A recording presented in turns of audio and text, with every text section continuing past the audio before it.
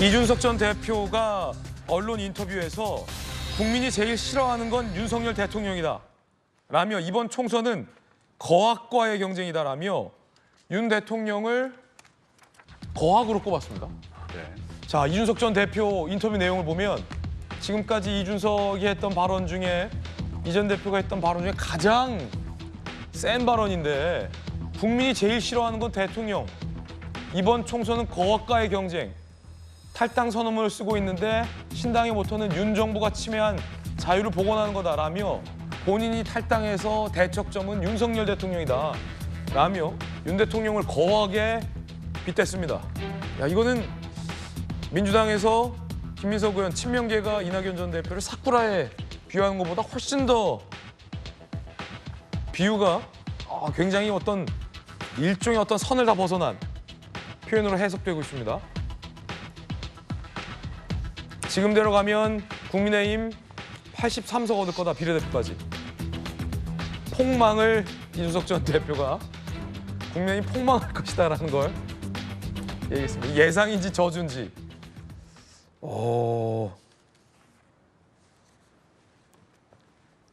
윤영찬 의원님, 네. 어떻게 보십니까? 이준석 전 대표의 인터뷰 내용. 뭐 전망을 말씀하시는 겁니까? 아니면 뭘 대답해 드릴까요? 어떻게 과학이라는 들으셨습니까? 표현이 어떻게 들으셨습니까? 심정적으로 결심을 굳혔다, 저는 그렇게 생각을 합니다. 예, 대통령에 대해서 뭐 거학이라고 이야기를 할 정도고, 거학이라고 하는 건 결국은 극복의 대상, 타도의 대상이라고 설정을 한 거죠. 그렇다면 제가 이제 여당 쪽에 계시는 의원님들이나 뭐 이런 분들이 이야기하실 때 보면 이준석은 뭐 마지막 뭐 반전의 가능성이 있어라든지 타협의 가능성이 있어라든지 이런 이야기를 하시는 걸 보고 고개를 갸우뚱갸우뚱했는데 저렇게까지 이야기를 하시고 우리 이준석 대표께서 다른 선택을 한다라는 건 이제는 뭐 별로 생각을 할 수 없는 단계에 되지 않았나. 근데 오히려 지금 상황에서 조금 더 이 어려운 입장으로 가는 건 저는 윤석열 대통령이라고 생각을 합니다. 대통령이 이제 네덜란드에서 곧 돌아오시겠지만 당의 상황이 지금 사실은 제가 보기에는 야당의 입장에서 봐도 엉망진창이거든요.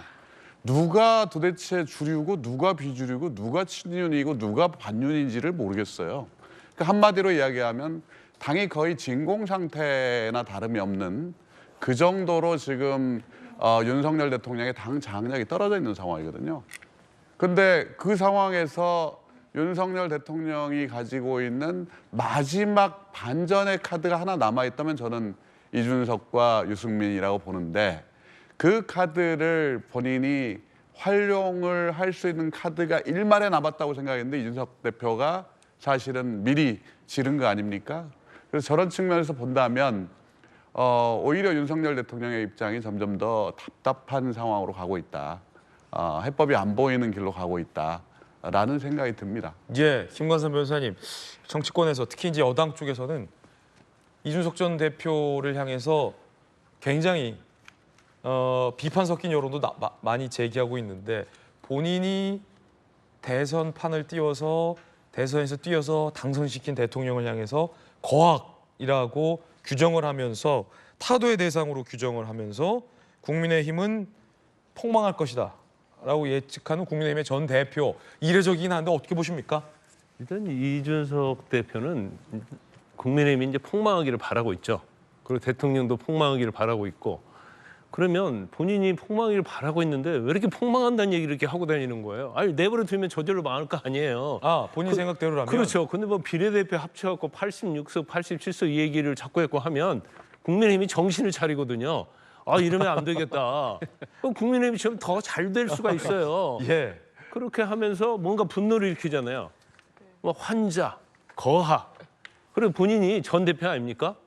자기가 대통령 같은 급이라고 잘못 생각하고 있어요. 착각이다. 아주 착각하고 있는 거죠. 그래서 대통령을 공경함으로 말미암아서 대통령에 대한 비호감, 이제 반대 세력 일부 있을 거 아닙니까?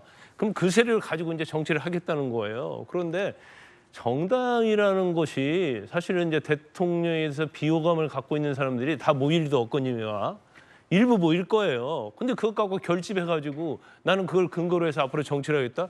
아니 그런 정치가 성공할 수 있겠습니까? 본인이 뭐 하는지 모르겠어요. 그냥 이제 좌충우돌 하고 뭐 전날 한 얘기하고 다음날 한 얘기 다 틀리고요. 저렇게 하고 큰 정치 못하죠. 그러면 아무리 어리다고 하지만 어리다고 하면 또 욕하죠. 또 갑질한다고 하지만 우리가 청년에 대해서는 굉장히 뭔가 미래에 대해서 희망이 있고 꿈이 있기 때문에 존중을 하는 건 맞아요. 그렇지만 청년의 결점은 뭐가 있냐면 경험이 없어요. 그러면 그 경험을 사실은 나이 든 사람들이 보충을 해주면 훌륭한 사람이 되는 거예요. 그런데 그런 걸 받아들이지 않잖아요. 자기 똑똑함, 자기 착각, 자기 나르시즘. 이 세상에 나보다 똑똑한 사람 하나도 없어. 내가 거학이라면 거학인 거야. 거기서 이의제 기하면 바로 공격 들어오잖아요. 저런 사람이 어떻게 한국 정치를 할 수 있을지 제가 볼 때는 살아남지 못할 겁니다. 뜨거운 소식 함께하고 있습니다. 김광삼 변호사님 의견 전해드렸고요.